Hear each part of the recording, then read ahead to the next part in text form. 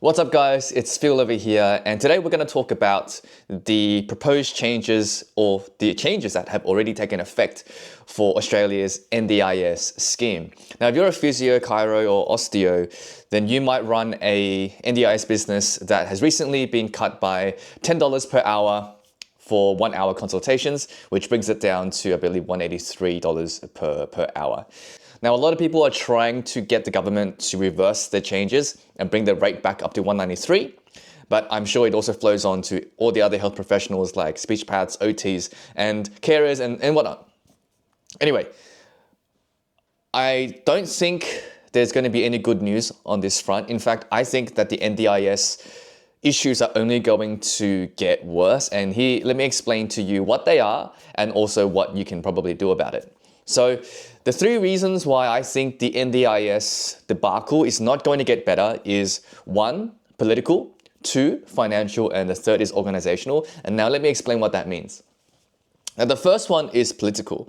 And when I say political, what I'm talking about is the political optics of something like the NDIS. Now the NDIS is a disability support scheme, which by virtue sounds amazing. Most people in the whole world would say that a government that looks after the disabled is a good government to have. And I agree that it is very important for us to look after the most vulnerable people in our society. So from an optics point of view, for a government to start cutting funding to a program that signals so much virtue and is of so much benevolence to society tells me that there's a lot of shit going on in the background that we don't actually know about. Another reason why this is a political move is the Albanese government recently won their election in May 2025, which is 2 months ago, and they're already making cuts to this scheme. Now, what that tells me is they already had this in mind long before they won the election. Because had they announced that this was going to happen like very, very openly, they most likely would have lost a lot of voters. And maybe they have, but I don't know about it. And if I don't know about it, then it's likely because they really didn't make too much noise about it. So for them to do this now, right after their election, means that they're betting on people not remembering this in, say, another 4 years' time when the second election comes around for another go. Another reason why this is a potential first move in many moves is they reduced it by $10, and they're probably going to let it sit for a few months or maybe a couple of years. But there's a possibility that they're going to reduce it even more. Now, wouldn't you rather do that now or in the next couple of years than to wait until year 3 or year 4 when the election terms are coming up for them to do this again? So from a political standpoint, this doesn't do them any favors, especially with the majority of people who would support something like the NDIS. So for them to be doing it now means that it's not looking good for this fund. Now, the second reason why I don't think the NDIS is going to get any better is purely financial. Of the statistics that I found, the NDIS is expected to reach $48.5 billion this financial year, which is 2025, with further increases projected in the coming years reaching $63.4 billion by 2028 to 2029. Look, in any other business, in any other industry, this kind of growth is a good thing. Because you have customers who are willing to put money into this industry, you have businesses that are willing to service these people, and so the entire industry grows and more people jump in because hopefully it's a beneficial industry for the society. The problem with the NDIS is that the consumer doesn't pay. So the patients don't pay anything, and the businesses aren't exactly part of a self-sustaining financial ecosystem. So the only way that this NDIS fund recuperates itself is by increasing taxpayer dollars. And this could come from you and me, the individual, it could come from corporations, it could come from other companies, small businesses.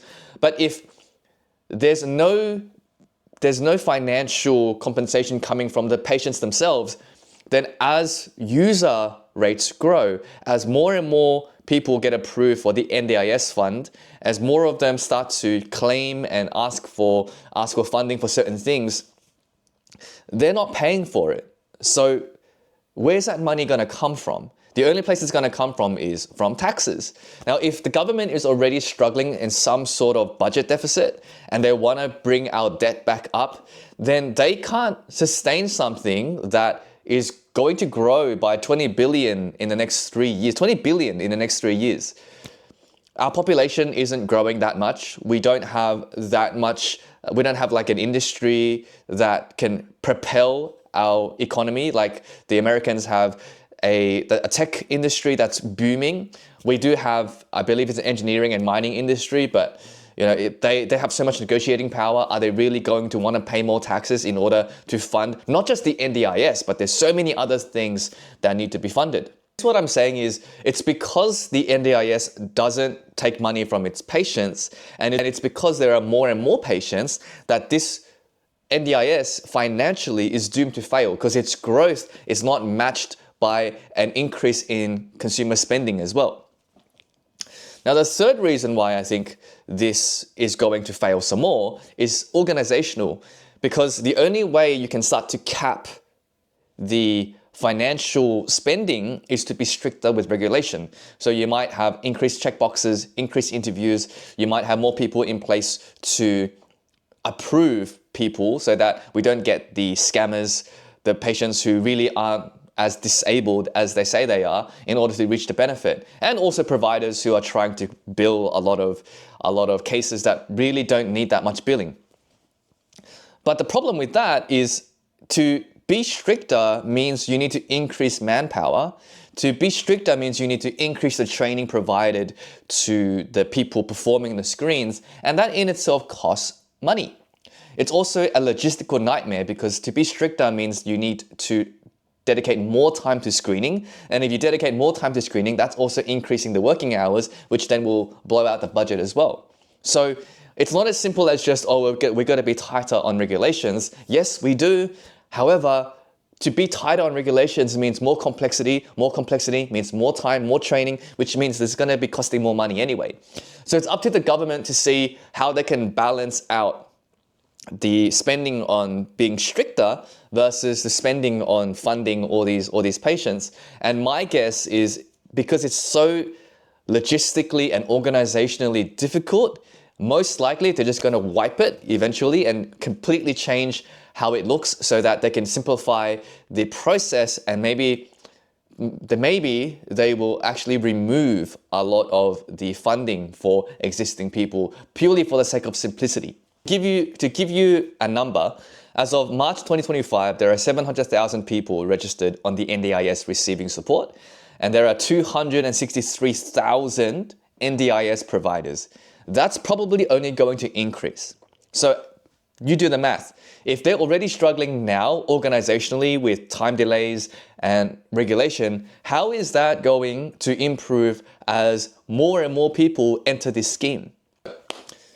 As you can see, I don't have a very optimistic view of the future of the NDIS. I personally always felt that the scheme would never survive in the first place because I knew of so many practitioners who were entering the scheme because it was like an easy way to make money. The government would just approve it. They get one patient or two patients, and that's like a forever recurring patient.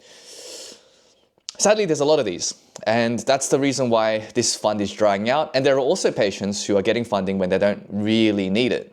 And so that's sadly the truth with a lot of these schemes. People are always going to try and take advantage of it. And although it sounds nice in theory, this is where it ends up. Eventually, things get cut. So what's next for you if you are a primarily NDIS provider? From a philosophical standpoint, I would say you need to prepare for the NDIS to collapse. I know that sounds really dire, but hear me out. I don't think the NDIS will disappear completely, but I do think eventually it'll get renamed to something, and when it gets renamed, that's basically it being cut. It won't be the same as it is right now or in the last couple of years where it was a lot easier to get funding and patient approval. I think it's going to be much harder in the future. It will still be there, but in an effort to cut down the funding, it's going to be a lot harder to get access to these support services. So what does this mean for you? If you prepare as if the NDIS is going to disappear, then right now, while it's still alive, you start to create the things that will help your business survive when it does eventually, or maybe it never does, collapse.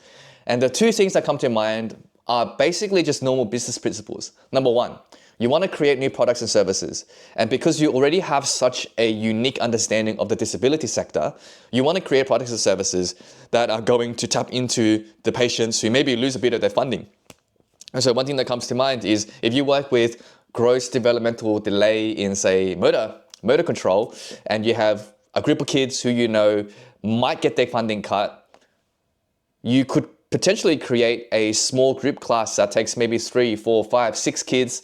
You have a highly trained physio in there, and they pay privately $30 or $40 per session. And so that will equate to, say, $200 something per hour of your time. Now, obviously, that's going to take time to build. It's going to take some marketing skills on your part, but that's how business has always been. So good luck with that. The other thing is if you have people who are all in wheelchairs, I know some physios that are now doing wheelchair boxing as a way to improve motor control, cardiovascular fitness, and quality of life. You get 5, 6, 7, 8 of these people inside a room. You do some wheelchair boxing with them. Yes, it means you have to learn boxing, but that's part of being a business owner. You have to learn how to pivot and learn more things in order to service your customers. So there's something like that as well. What I'm really saying is it's time for you to be creative and not rely on just one source of income, because let's be honest, it used to be a very easy way of you to just get paid for not having to think about much. You just get approval, do some marketing, get a patient to want to work with you, and that's it. But now the game's going to be a bit harder for you, but you do have the insight in this industry that you might be able to create something that is completely devoid of needing government funding. Another action you could take, which is very obvious, and I'm sure you've already thought about it before, is just branching into other forms of private care. Private clinics who work with neuro patients, musculoskeletal patients, they're still around, they're still doing well, and some of these clinics never tapped into the NDIS scheme, and they're still doing well, making ends meet, in fact turning a great profit. So it's time you tapped into that market as well, but you want to bring in your insight to maybe service a private group of people who want private care but don't have access to NDIS. The future is looking like you need to think more and more like a private clinic and rely less on the NDIS because that's a one-way street to just losing your business. If the NDIS cuts their funding by like 50%, you've just lost 50% of your business, you've lost half your employees, and that's that. So look, I know it's scary. While the NDIS is still around to cover your expenses and hopefully turn a profit, it's time you start thinking about how you can diversify your revenue stream, help other people so that your business, when the day does come where they cut 30-40% of the NDIS spending, you're going to be okay and prepared for that storm to come.